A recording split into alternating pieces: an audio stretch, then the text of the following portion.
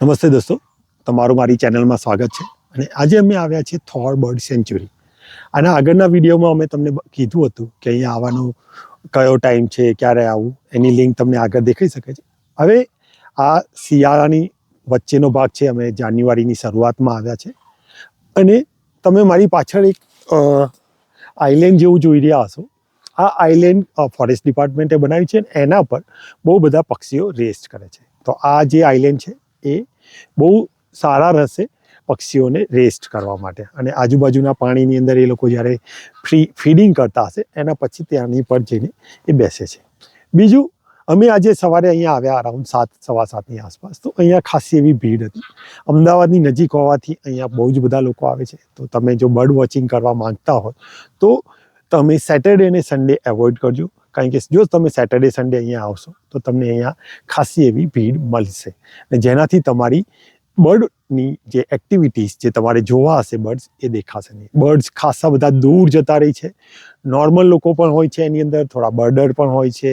આપણે એવું ના કહી શકીએ કે ભાઈ એમને ના આવવું જોઈએ, પણ ખાસા બધા લોકો હોય છે જેથી તમારે બર્ડ વોચિંગ કરવું હોય કે બર્ડ ફોટોગ્રાફી કરવી હોય તો તકલીફ પડી શકે છે. હવે જોઈએ આજે અમને આ સિઝનમાં થોરની અંદર જાન્યુઆરી મહિનામાં શું મળે છે. હમણાં મેં તમને જે આઇલેન્ડની વાત કરી, એ માટીનો આઇલેન્ડ બનાવેલો છે. એની અંદર આપણે ધ્યાન કરીને જોઈએ તો આ જે પક્ષી દેખાઈ રહ્યું છે, પિંક કલરની ચાંચ છે, પિંક કલરના પગ છે અને આખું ગ્રે છે અને એની પર લાઈનો દેખાય છે. એ છે ગ્રે લેગેડ ઘૂસ, કે જેને ગુજરાતીની અંદર ગાજહંસ. એની આગળ જે નાનું અમથું બર્ડ દેખાઈ રહ્યું છે કે જેની પર નાના નાના ચટકા છે અને કાળા કલરની ચાંચ છે, એ છે રફ. આ છે આપણે આ કોમનલી દેખાતી, વધે જકા દેખાતી ટીટોડી. હવે એની આગળ જે આ બ્લેક અને વ્હાઇટ કલરનું બર્ડ દેખાઈ રહ્યું છે કે જેનું આપણે નામ છે કોમડક, કે જેને ગુજરાતીમાં આપણે નકટો કહીએ છીએ. આ બધા બહુ બધા છે. અને આ જે આપણને ભગવો કલર છે એનું નામ છે રૂડી શેલ્ડક, કે જેને આપણે ગુજરાતીમાં ભગવી સુરખાબ કહીએ છીએ.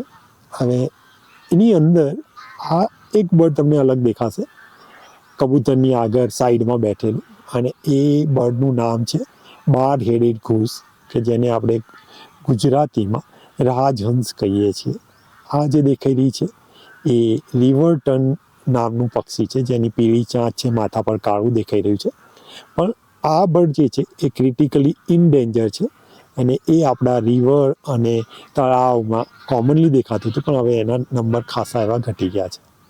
હવે આના વિશે તમને ઓલરેડી કહી દીધું કે તે કોમડક દેખાઈ રહી છે તમને, રિવરટન છે.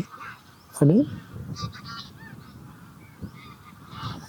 તો કબૂતર, જેને આપણે પીચન કહીએ છીએ, આ જે પાંખો ફેલાવીને બ્લેક કલરનું પક્ષી બેઠું છે જેને આપણે ગ્રેટર કોર્મોરન્ટ કહીએ છીએ, જેનું ગુજરાતી નામ છે મોટો કજિયો. એના સિવાય બીજા કોર્મોરન્ટ છે. ગુજરાતમાં 3 ટાઈપના કોર્મોરન્ટ દેખાય છે. એને આઈડેન્ટિફાઈ કરવા બહુ ઇઝી છે. એના માટે એક સ્પેશિયલ વિડીયો બનાવીશ. આ એક આઇલેન્ડ છે જે થોડોક દૂર છે. એને જોતા એની અંદર આપણને પેલિકન દેખાય છે, જે એમની ચાંચ નીચે જે પાઉચ જેવું છે એ પેલિકન છે. અને એ પેલિકન જે છે, અહીંયા જે પેલિકન દેખાઈ રહ્યા છે એ પેલિકનનું નામ છે રોઝી પેલિકન, અથવા એને ગ્રેટ વ્હાઇટ પેલિકન કહેવામાં આવે છે, અને ગુજરાતીમાં એને પેણ કહેવામાં આવે છે. અને એની વચ્ચે એક ઊંચું જે બર્ડ દેખાઈ રહ્યું છે, અને એ છે કોમન ક્રેન, કે જેને આપણે ગુજરાતીમાં કુંજ પક્ષી કહેવામાં આવે છે. એના સિવાય તમને ત્યાં બધા કોમડક અને કોર્મોરન્ટ એ બધા દેખાઈ રહ્યા છે.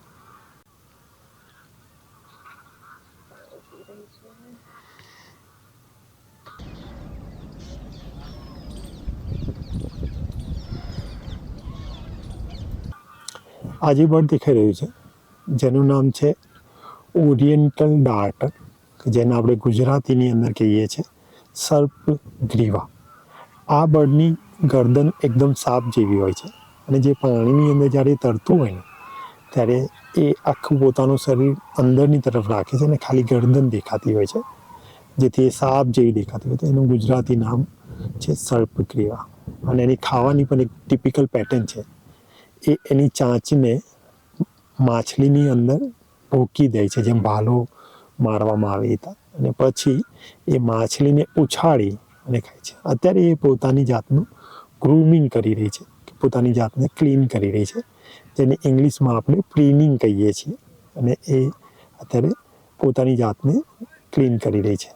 પ્રીનિંગવાળી પ્રોસેસની અંદર બર્ડ પોતાના પીછા ઉપર ઓઇલી વસ્તુ લગાવતી હોય છે, જે પાણીના પર્ટિક્યુલર હોય છે, એ જેથી એમના ફીદર છે વોટરપ્રૂફ જેવા થઈ જાય અને પાણીની અંદર જાય તો એ લોકોના ભીના ના થાય. તો આ છે ઓરિએન્ટલ ડાર્ટર, જેને આપણે ગુજરાતીમાં કહીશું સર્પગ્રીવા.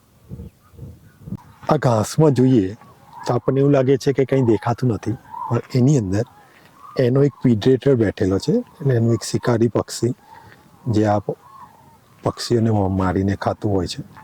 જે આ પક્ષી જે દેખાઈ રહ્યું છે, જે ઘાસની અંદર છુપાઈને બેઠું છે, એનું ઇંગ્લિશ નામ છે વેસ્ટર્ન માસ હેરિયર, કે જેને આપણે ગુજરાતીમાં પાન પટ્ટાઈ કહીએ છીએ.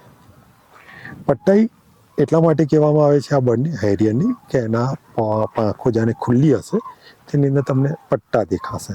અને પાન પટ્ટાઈ, આ જો તમે ઘાસની અંદર એવી રીતે છુપાઈને બેઠું છે કે આપણને ખબર ના પડે કે અહીંયા કોઈ બર્ડ બેઠું છે. પહેલું નામ, જૂનું નામ યુરેશિયન માસ હેરિયર હતું, ને પછી આને 2 ભાગમાં ડિવાઈડ કરવામાં આવ્યા, ઈસ્ટર્ન અને વેસ્ટર્ન. આપણા ત્યાં મોસ્ટ કોમનલી વેસ્ટર્ન માસ હેરિયર દેખાતું હોય છે. તો પાન પટ્ટાઈ જે તમને આ દેખાઈ રહી છે.